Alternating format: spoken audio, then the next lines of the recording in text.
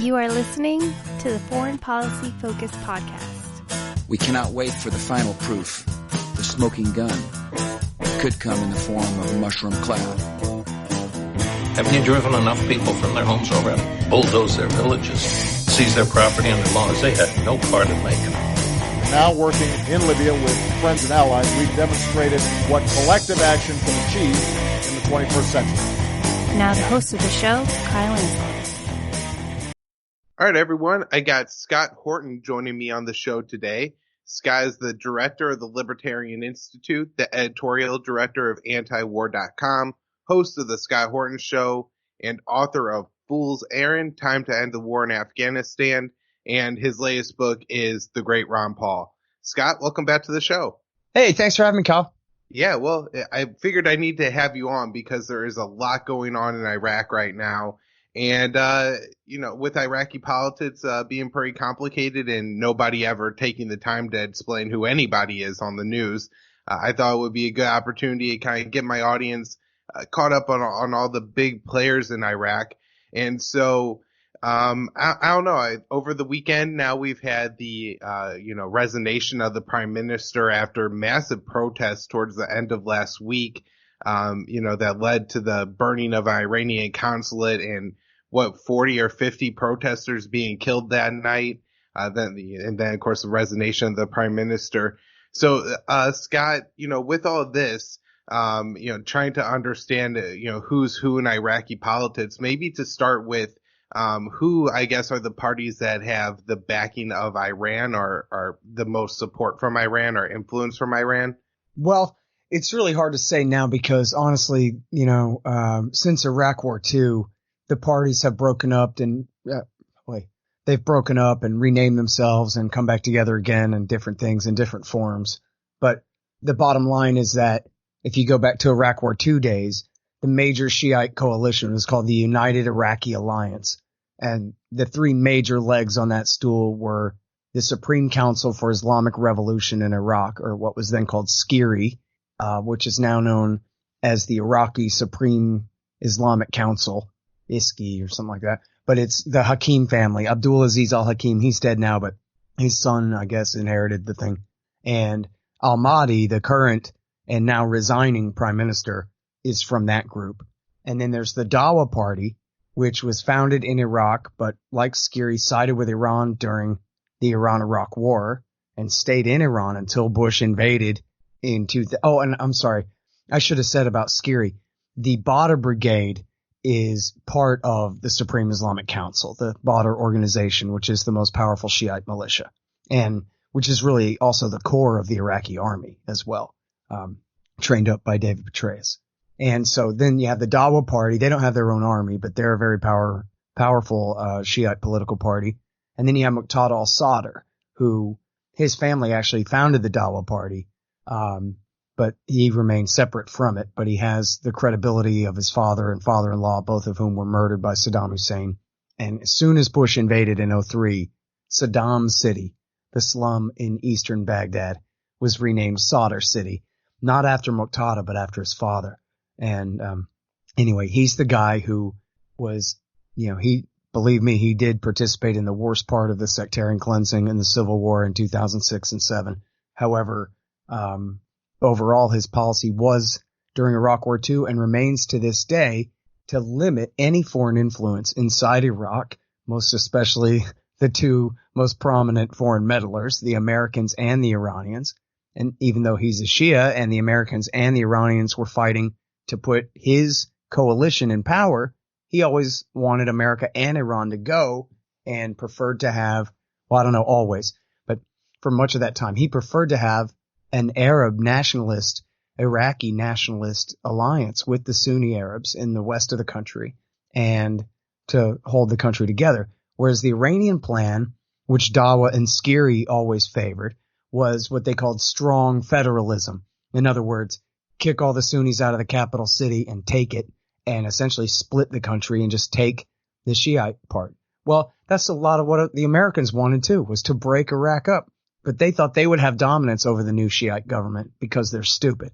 And so they ended up essentially creating this plan that empowered Iran.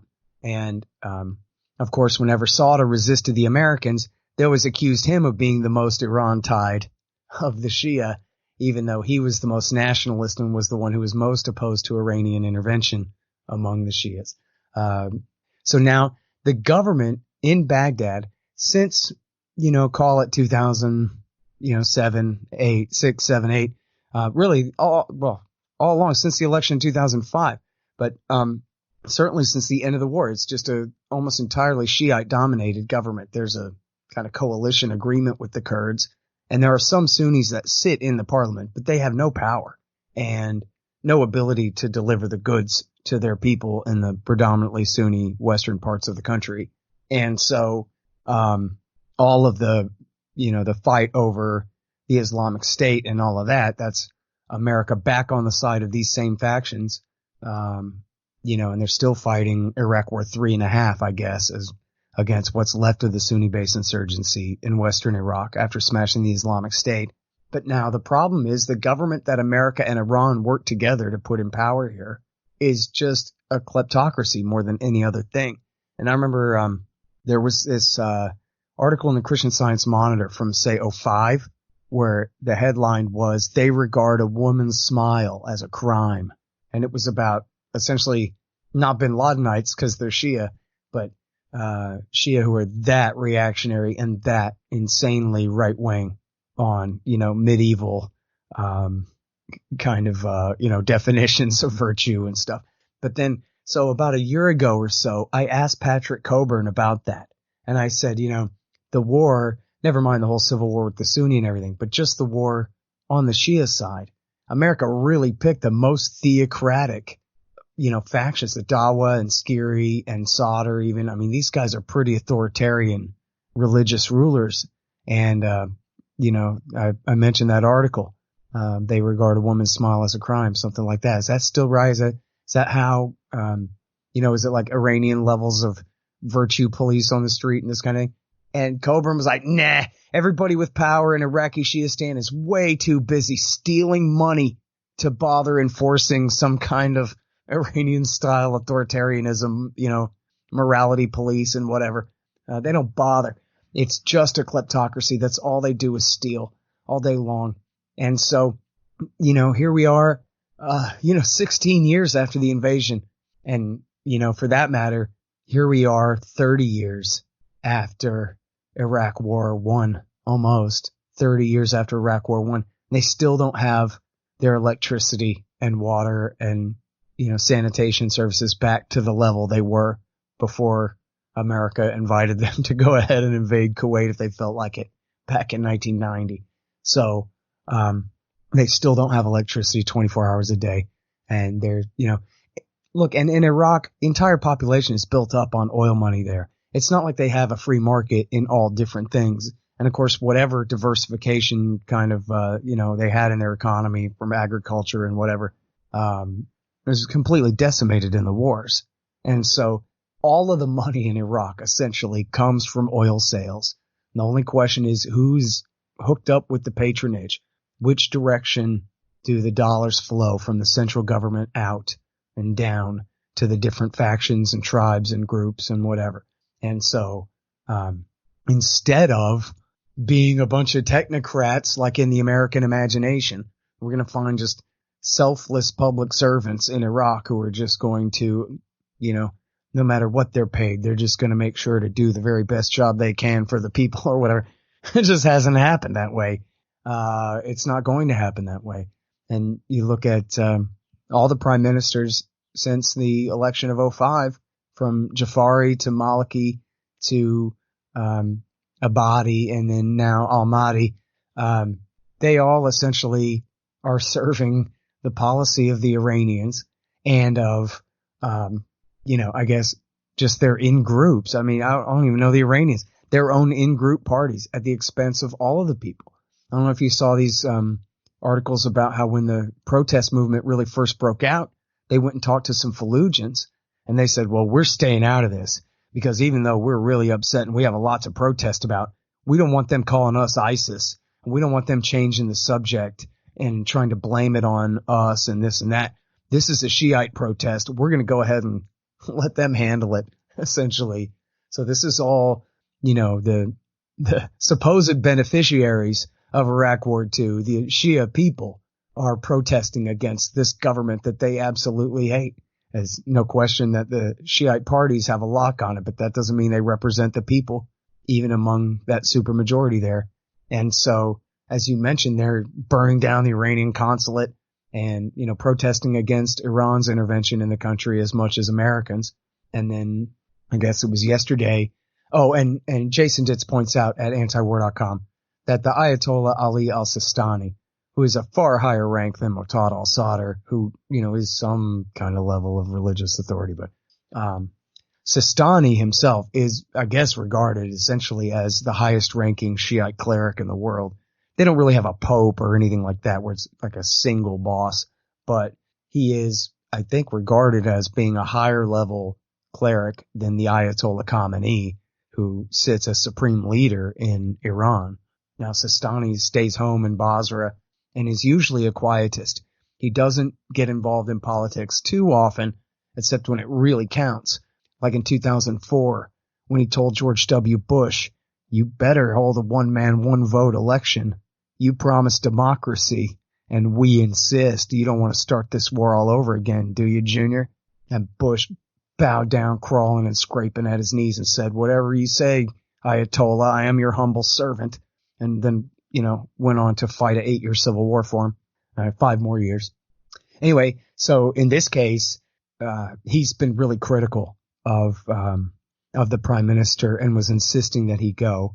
And I should mention here too, before I finally stop babbling, that there were some reports that the Americans were intervening here, that they were going to back a coup d'etat.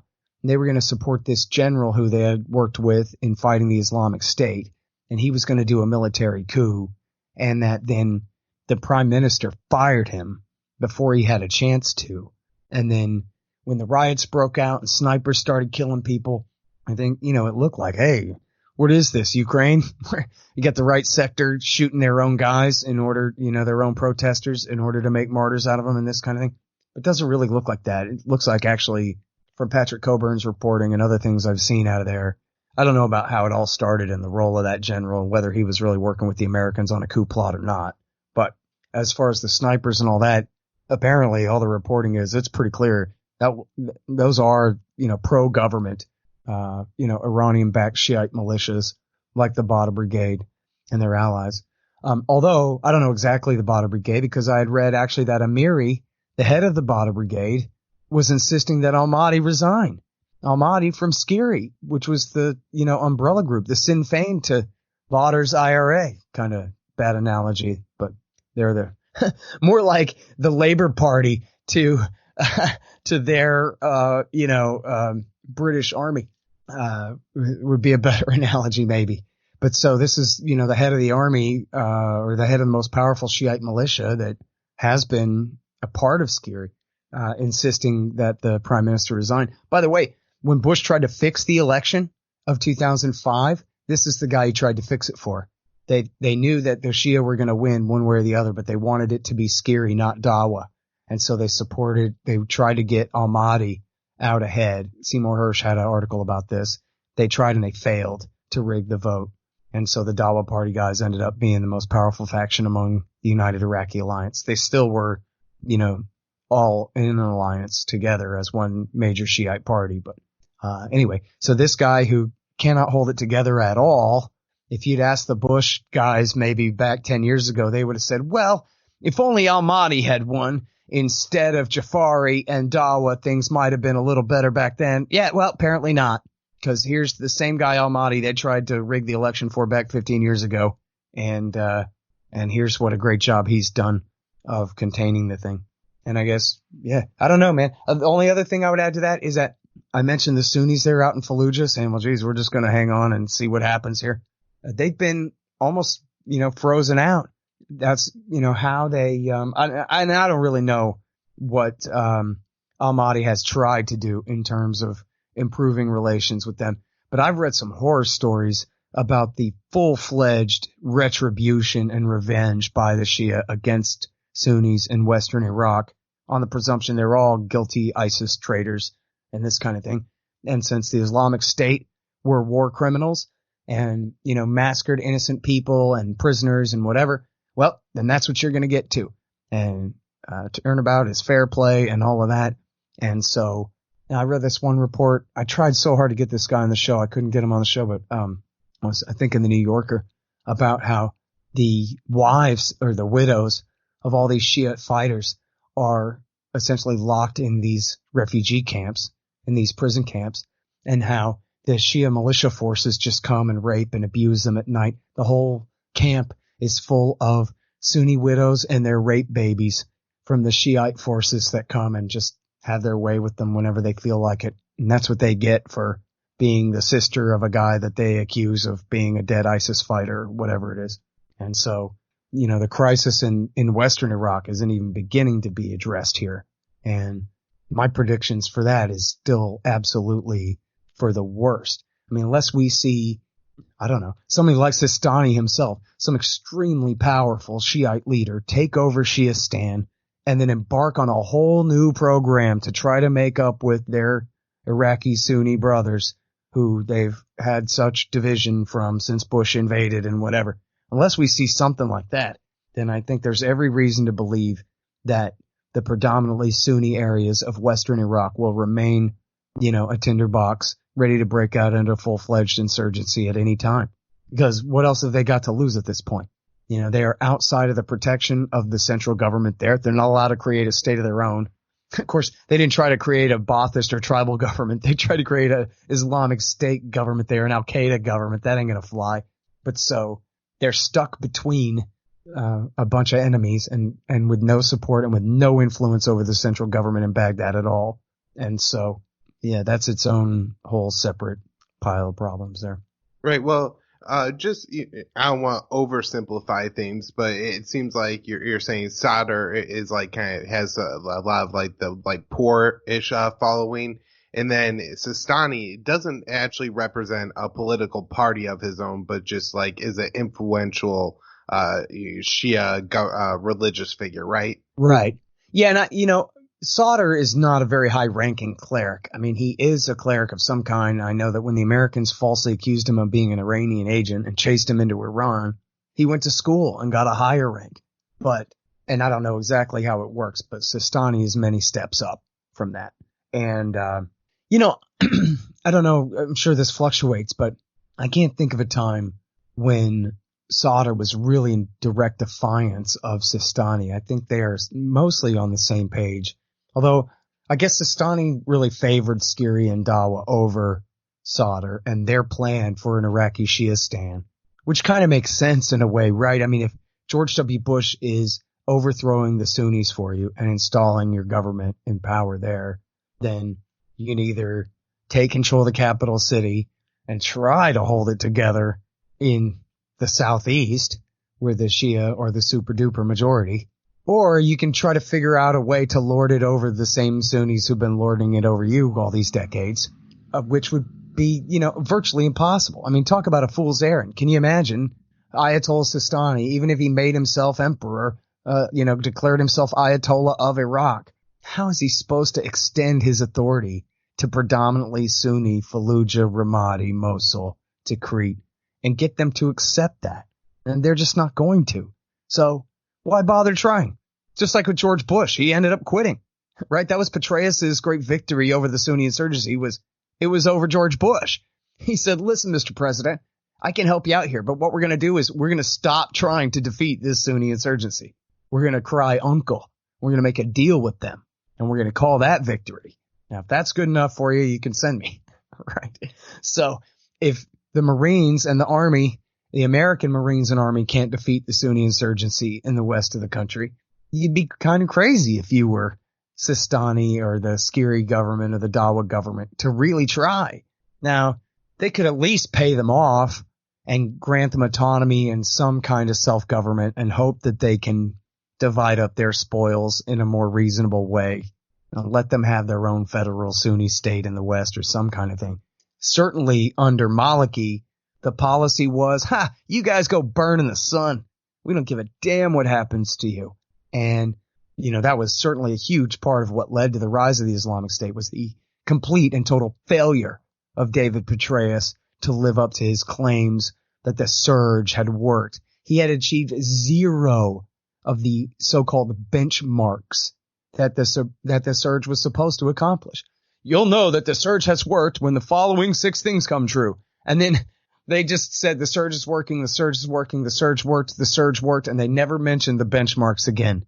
They never mentioned what the supposed goals of the surge were in the first place. But what they said when they launched it was that they're going to create peace in Baghdad with the extra 30,000 troops. And then that is going to create the space for political reconciliation between the major factions, which did not happen at all, in which, Petraeus had no ability to deliver, in which Maliki had no intention of living up to. So, the other, since the fall of the Islamic State, or really when the Islamic State took over Iraq is when they got rid of Maliki and put Amiri in there. Or not Amiri, that's the Badr Brigade guy. It's it's right on the tip of my tongue, man. I'm sorry. But anyway, he was another Dawa Party guy before they put al-Mahdi in here. And I think both of them were probably trying to get along with the Sunnis a little bit better than Maliki was. But I don't know there's really much room for them to compromise. And after all, they already stole all the money. What is there to share with their defeated former rivals, So, yeah, I don't know. All right, well, another thing that I think just sounds kind of counterintuitive when people think of, uprisings, that they're looking at maybe an oppressed minority group coming up. But what we have here in Iraq is a situation where the Shia have enough control of the government where they really don't have to deal with the Sunnis or the Kurds even too much in order to, maintain control over the central government. And the protesters right now are actually Shia. And, as you said, specifically not Sunni.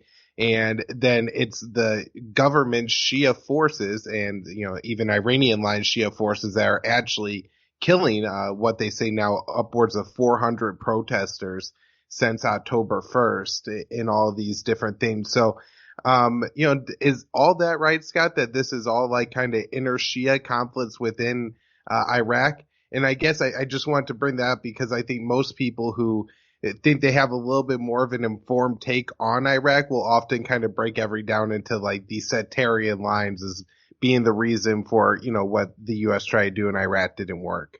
Right. I mean, it could have been argued, someone could try to argue that, well, listen, I mean, for all the chaos that happened from overthrowing a minority dictatorship, at least it's not a minority dictatorship anymore.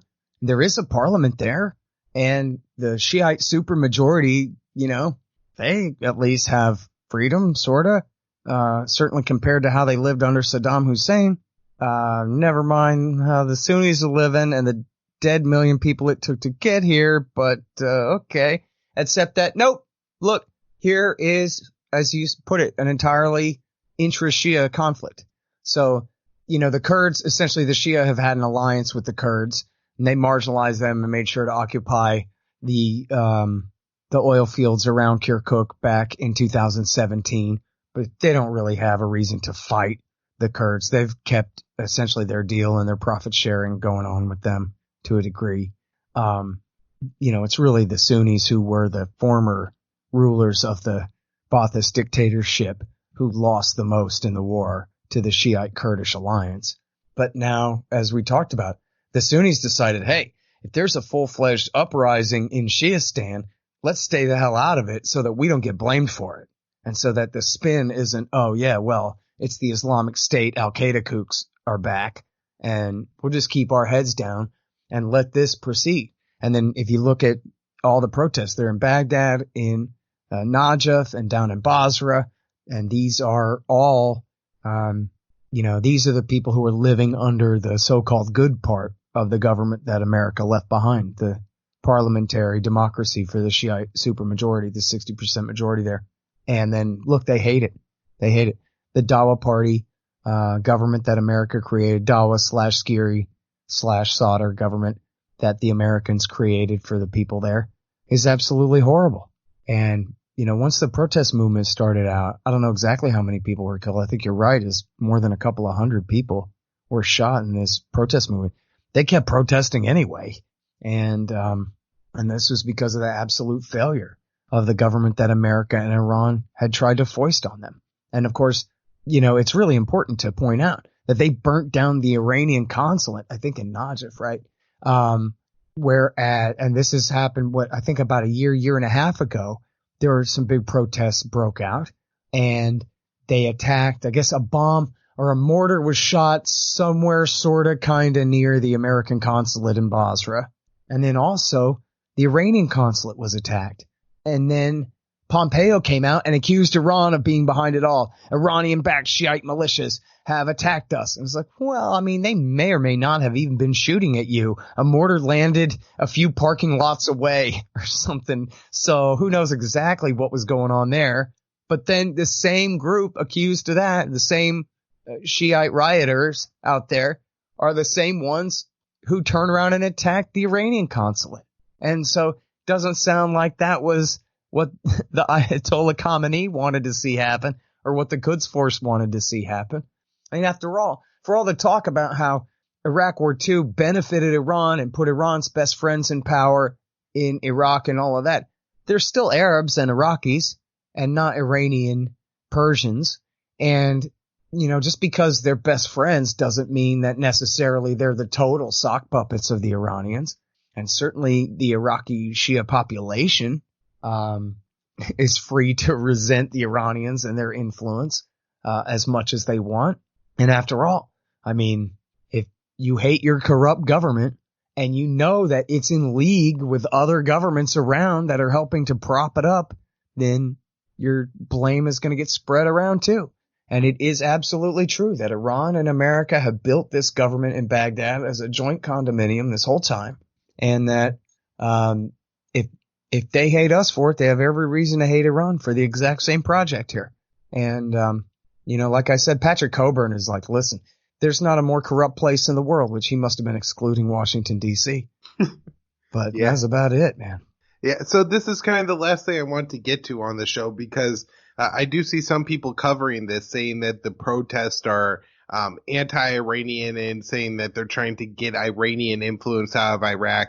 And that certainly is going to be something that I'm sure is picked up by the more intellectual, the war hawks to say, right, this is something we have to counter.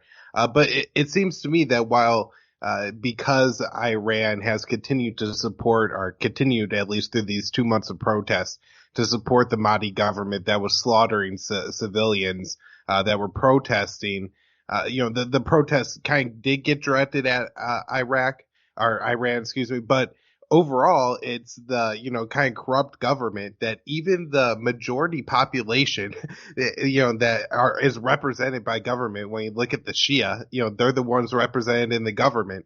And even their cities are so poor and terrible that they don't have sewage and power and jobs. And when I, saw some of the rhetoric of the protesters and, looking at the body count, it almost, reminded me a little bit of the Great Return March protests in Gaza, where it's these young men going out there, kind of, just demanding justice because what else do they have to live in their lives? There's no jobs. There's no money.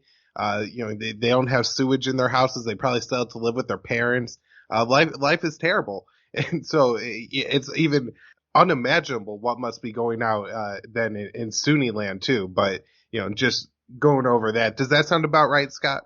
Yeah. I mean, it is absolutely a desperate situation. And when it comes to Iran's influence there, this was the Army study that came out, about a year ago, the Odierno report. Said, oh yeah, I guess Iran really is the big winner. Well, yeah, we knew that all the way back then. I like to mention this, former blogger, Bill Mon. And he was a Twitterer there for a while. His blog disappeared, and then he disappeared from Twitter again. The Moon of Alabama blog, Bernard actually, that is sort of a spin-off from the old Bill Mon blog. And the guy was just brilliant back then.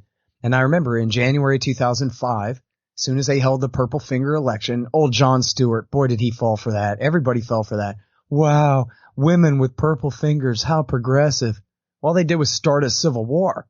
And as soon as that vote was held, Bill Mon wrote a thing, and the title was Ayatollah You So, and it was all about how America was now putting in power Iran's best friends. And now for people who aren't familiar with me, which why should you be? The reality is, Iran never was making nuclear weapons. That was always a lie. It was never true that Iran was behind all the EFP copper core explosively formed penetrator bombs that were killing Americans in the war against the Shia in 2007. All the Hezbollah attacks, or attacks attributed to Hezbollah around the world. All these are hoaxes. All of the accusations against Iran are essentially all lies, except if somebody wants to accuse the Iranians of absolutely exploiting George W. Bush's invasion of Iraq in 2003 and his decision to stay there and fight a war for the Shia side to the nth degree, then that is all absolutely true. That's the worst thing that you could ever say about the Iranians, is that they exploited Bush's blunder to the absolute nth degree and very much helped to get 1 million people killed. And you had the Al-Qaeda guys on their side and the Sunni-based insurgency fighting like hell too. But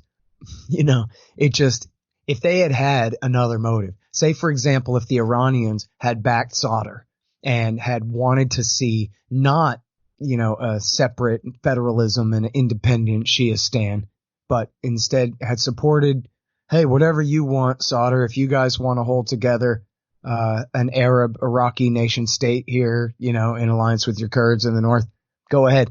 If they had done that, and say George Bush had left, right away or something, you wouldn't have had to have 1 million people killed at all. They could have had plenty of opportunity to work out differences and share power in acceptable ways. It might not have been perfect, but it sure wouldn't have been what happened instead. And what happened instead was Iran took America's side. America took Iran's side. There was a standing order from the highest levels of the Iranian government to the Supreme Islamic Council. Do whatever America says. Get along with Bush, get along with Rumsfeld, get along with the generals. Do anything it takes to stay on their good side. Because as the Ayatollah understood, America was their humble servant, not just in getting rid of Saddam Hussein, but in putting all of their guys in power there. And there was a recent study that came out, or it was a leak actually, that was published by Murtaza Al-Qaeda over at The Intercept, the Jolani-loving traitor, and also some other reporters at the New York Times published this thing, and it was apparently a legitimate leak of Iranian documents describing, Iranian documents describing their, attempts to control the government of Iraq and all of their spies and all of their influence and all that they did, to limit the Americans after working with us to get their guys in power there to then, make sure to win the race with us and make sure that they have influence over their, next door neighbors and religious kinsmen than the Americans had. And the Americans were fools to think that, well, yeah, but we have all the money and we have all the guns, so they'll need us more. Not really. And they're the super majority, and they're allied with the country next door. It took the rise of the Islamic State to force them back into America's arms after kicking America out in 2011. And then even then, it was thanks a lot for helping us defeat the Islamic State, but they obviously have no interest in allowing more than a few thousand men up in Iraqi Sunnistan. They're not revisiting the policy to essentially refuse the Americans a real alliance there. So, and all this, the irony is, of course, that the whole war was essentially launched by the neoconservatives, who are as stupid as they are evil. And so if you read A Clean Break and Coping with Crumbling States by David Wormser, who was Dick Cheney's foreign policy advisor and worked in the State Department, and in the vice president's office. And in the study for The Clean Break, they had this absolutely insane idea that if they invaded Iraq and got rid of Saddam Hussein, that yes, there's this Shiite supermajority we got to deal with, but what we'll do is we'll get a cousin of the king of Jordan, a Hashemite king, and we'll put him in there, and then the Shia will all bow down because everybody knows how much they love being told what to do, and then it'll be ruled by a Sunni Hashemite king, and so we'll get rid of Saddam, and we won't be horrible hypocrites for keeping the next military dictator in line. We'll just put a king in there instead. And I don't know. And then they changed that, of course, to Ahmed Chalabi himself, their favorite Iraqi exile would take over the country. But essentially the whole narrative was being fed to Wormser and Pearl and Wolfowitz by Ahmed Chalabi, who they might have noticed had his headquarters in Tehran and had, it was obvious that America and Iran in this were strategic allies. And yet the Americans refused to see that.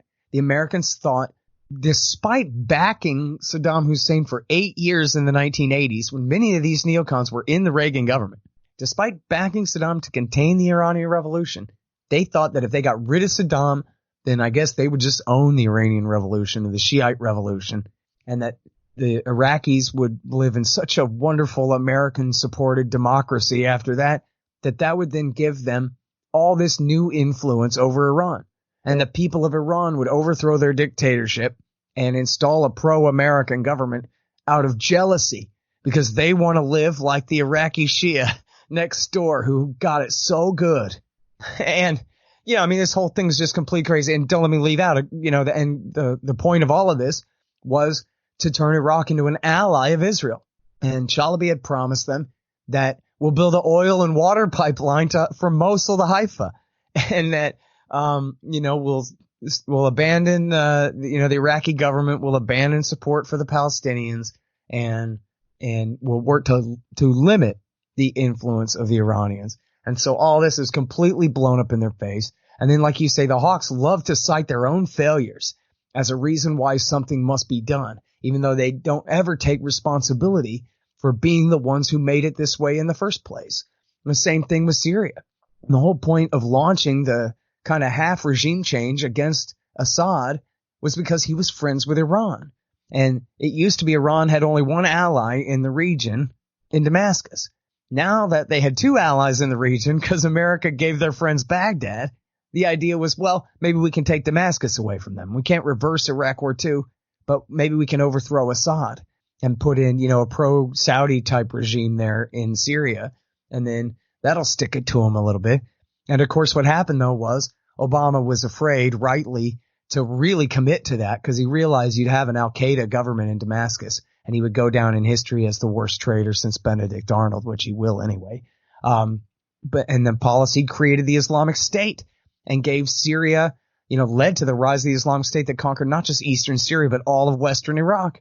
So then that put the Iraqi government and the Syrian government in deeper debt to their Iranian friends to come and bail them out. Iran sent the Quds Force to Syria and Iraq to help fight the Islamic State.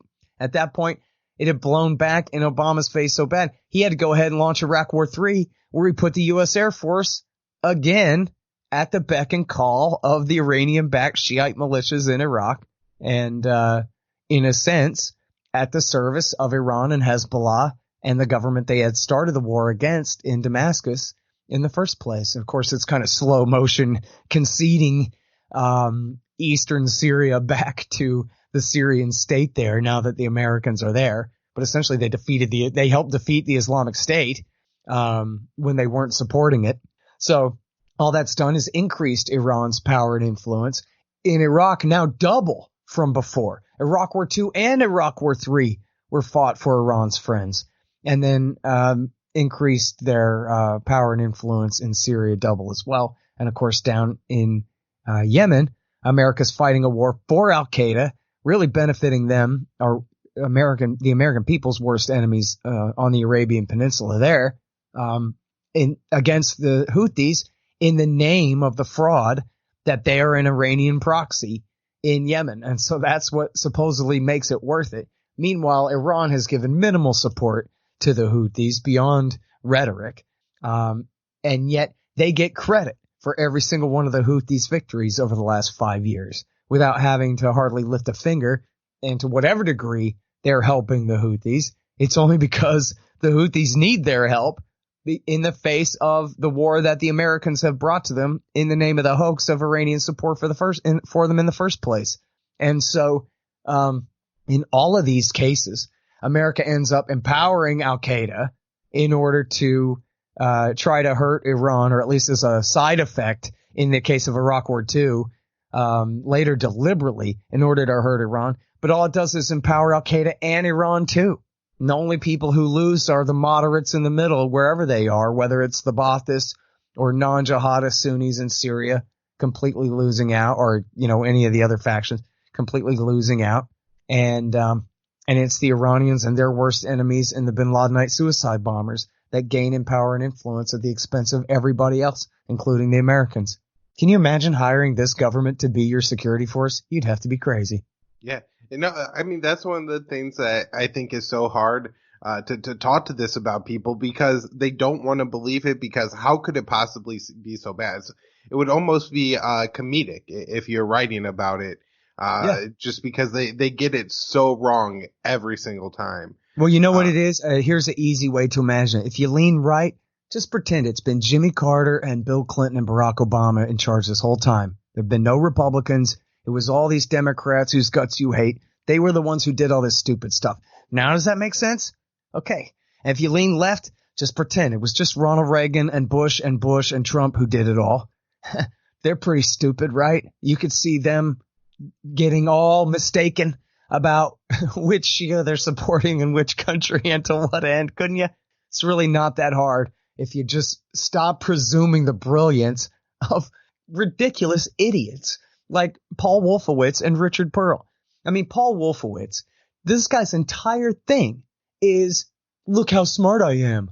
In other words, he's a complete nitwit. He doesn't know anything. His highest priority is proving himself smart, and he's willing to do anything, including hey, trust me, we're going to launch a war. We're going to remake a society, and it's going to come out like I say, because I'm such a smart guy. I really game this all out, and it's going to be perfect. And yet, meanwhile, the guy probably couldn't order lunch for the 5 of us or whatever it is, Who says he's smart? Andrew Basovich wrote a thing one time about how Wolfowitz had made a prediction about Saddam in 1980, that he was going to attack Iran or whatever it was. Some obvious and easy thing to predict back in the late 70s or early 80s. And then therefore he's been walking around just with the biggest head in all of DC ever since, or at least up until 04 or 05 or so. Just convinced that he's the smartest guy in the world. So smart he can predict the future. So smart he can apply some kind of game theory to a regime change in Baghdad that says that this is all going to be great and we're going to get an oil and a water pipeline to Haifa and whatever else. That's beyond damned fool. And he's probably the smartest guy in D.C. So the rest of these guys, and look at Hillary Clinton. Hillary Clinton is an A+ student. She does all of her homework before bedtime. She memorizes all the things that she's supposed to know and this and that. And yet just look at her and just listen to her. She's got no wisdom at all. Never mind the fact that all the problems she's trying to deal with were created by her husband, and she can never admit that, or were created by her and her votes in the Senate, and she can never take responsibility for any of it, even, in her own mind, apparently. But if you just listen to her explain, the balance of power here, there, or whatever, it's the most superficial crap. This is a person who, hey, after Iraq War II, thought a war in Libya will be fine. Al-Qaeda in Iraq, what's that? We have to worry about the future of that group and their veterans and where they're going and what they want? Nah. We're an empire now. We create our own reality. Blah, blah, blah. And that's as wise as they get. I ain't saying wise. She ain't wise at all. That's as intelligent as they get in D.C., essentially. I read the whole green binder. And I understood it. Okay, good for you. You're still wrong about everything. We're going to back the Northern Storm Brigade. They've been vetted. That's the best they can do when they're trying. So it should not be too hard. Look at any government program. It's just as much a disaster.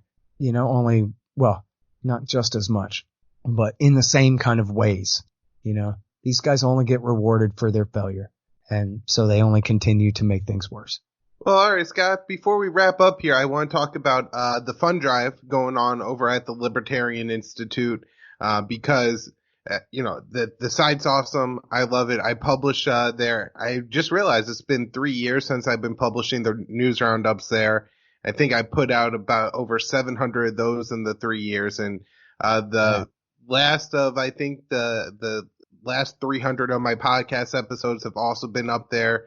So, I really appreciate having the platform to post it on, and you got this great fund drive going on. So talk about that and what you got planned next year for the Institute. Yeah. Well, first of all, we're really happy to have you, Kyle. And for that matter, let me go ahead and mention to the people that you are an assistant editor. Really more and more, you're the editor of antiwar.com. I'm the editorial director, but you've been doing a really great job on all the viewpoints at antiwar.com lately too, and deserve credit for that. But the news roundups and your great show and all this stuff, I get emails from people all the time about how much they love your stuff. And we're really happy to have you there with us at the Institute. And for people not familiar, that's myself and Sheldon Richman and Pete Quinones, a.k.a. Mance Raider, or Pete Raymond. He has lots of names, Pete Quinones, but he's our new managing editor. And just as of a few months ago there. And, we're building it up. We had a really good year this year. We published 3 books.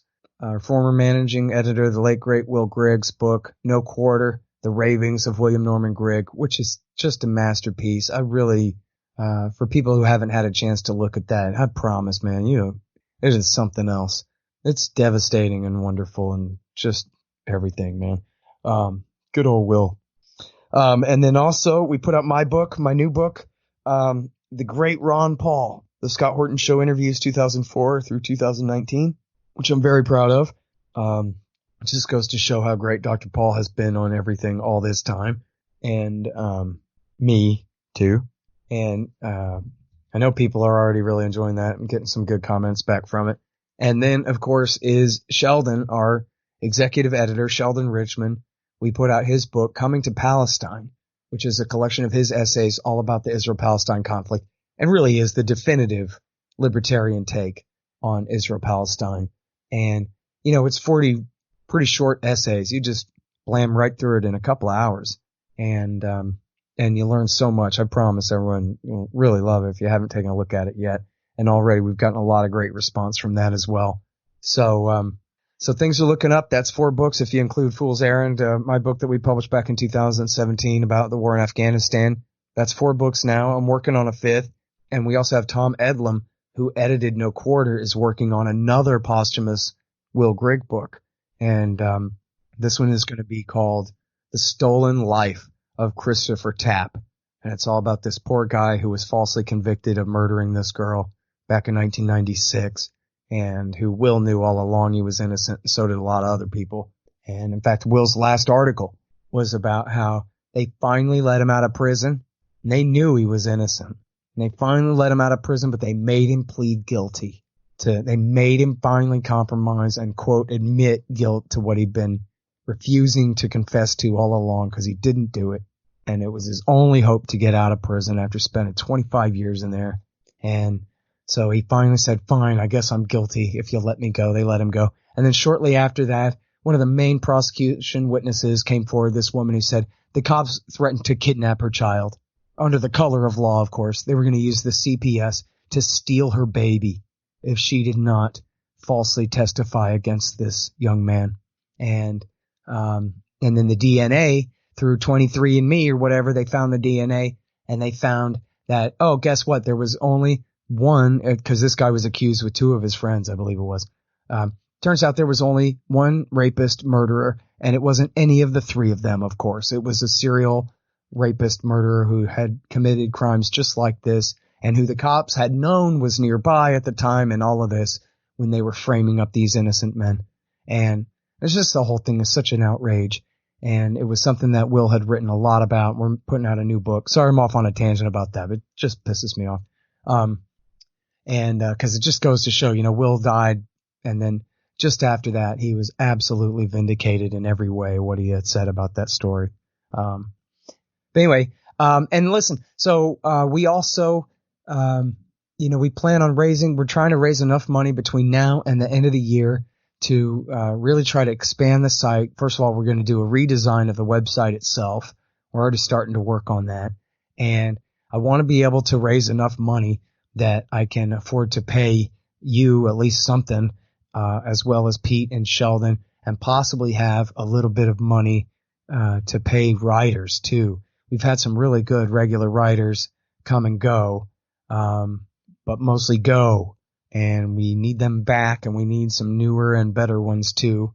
And I think if we can pay at least just a little bit to our best writers to keep around, then maybe we can keep more original content up on the site. Right now we have a lot of original podcasts, but few original articles just in the last few months. It's really kind of taken a dive. So that's something we're definitely going to be working on. And we've also been talking with Dan McAdams at the Ron Paul Institute about possibly holding an event here in Austin with Dr. Paul and Mr. McAdams here in town in Austin sometime this year, hopefully this spring. And then of course I don't know, there's all the excitement and everything around the debate with Bill Kristol, and I don't necessarily need to raise money for the Institute for that or anything, but I guess kind of, because we could definitely raise a lot of publicity about that and try to make as big of a deal about it as we can. Hopefully I don't fall flat on my face up there and it goes okay.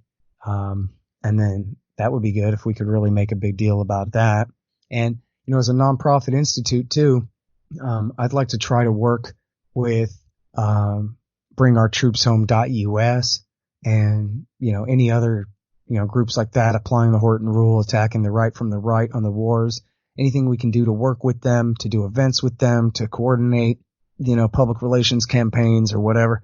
Not electoral politicking. We're a 501c3, tax deductible 501c3 organization, so we can't do direct electoral politics, but we can do public influence campaigns, broadly speaking, which is what we're about in the first place.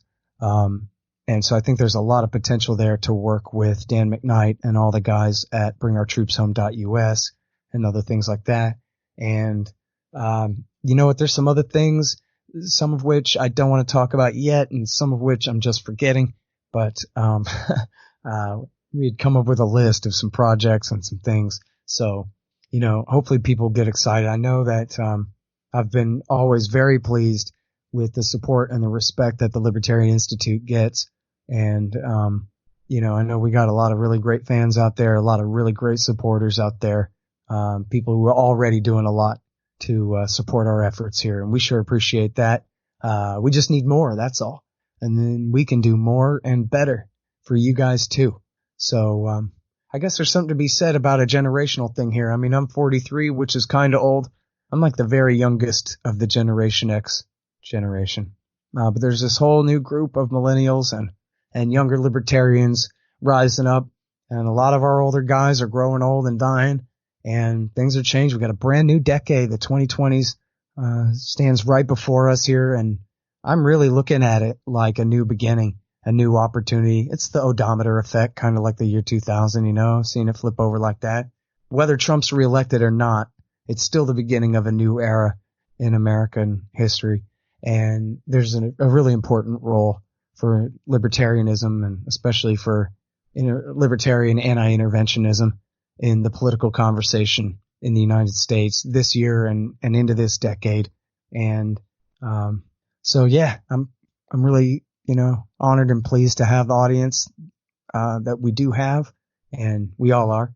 And we're happy to invite your support for the coming year and the coming decade, and see what kind of mess we can make out of all this stuff. How's that? It sounds good. I mean, I'm excited. I know you say that, there's not a lot of originals up on the site, but what does end up going up there? I mean, in the past couple months, I think there's been at least one article from Will Porter and one from Hunter DeRennis on the site, and those are two. And Brad Hoff, the great Brad Hoff, has written a couple things lately. And Kim Robinson, if you're out there, buddy, we miss you. Come back. Right. And Bradley Thomas, whatever happened to Bradley? He was killing it there for a while. Yeah, so if you guys are listening, send another submission over. But it is the end of the year, so in 501c3, right, means you get a tax write-off for it. So figure out how much money, you not pay the government, and then send that over to the Institute. If you can't do that, the show's coming out on Cyber Monday. the Libertarian Institute has an Amazon Smile, right, Scott? So I can link yes, to that in we the sure show do. notes page. So if you're listening on Cyber Monday and you can't make a donation, at the very least, go and click on that link. That way you could, kick at least a few cents over to the Institute. Well, for here's how whatever you're that buying. works. So, yeah, the Amazon Smile thing, it means that whenever you shop, if you just shop through the Libertarian Institute Smile account, that means we get a cut from their side of the sale. Your price doesn't go up. It just means that we get a cut from Amazon's end of the sale from whatever you buy. And it is just a few cents here and a few cents there, but that sure can add up to a lot if people will commit to that. So, yeah, thank you for bringing that up. And by the way, that also raises the point about the page at libertarianinstitute.org/donate. We got all kinds of kickbacks for you. We got signed copies of my books and Sheldon's book. We've got QR code commodity discs. We've got lifetime subscriptions to Listen and Think, libertarian audiobooks, and all kinds of great stuff there. So, and we do accept Bitcoins and Bitcoin Cash as well. All right. Thanks so much, Scott. Thank you. Really appreciate it, Kyle.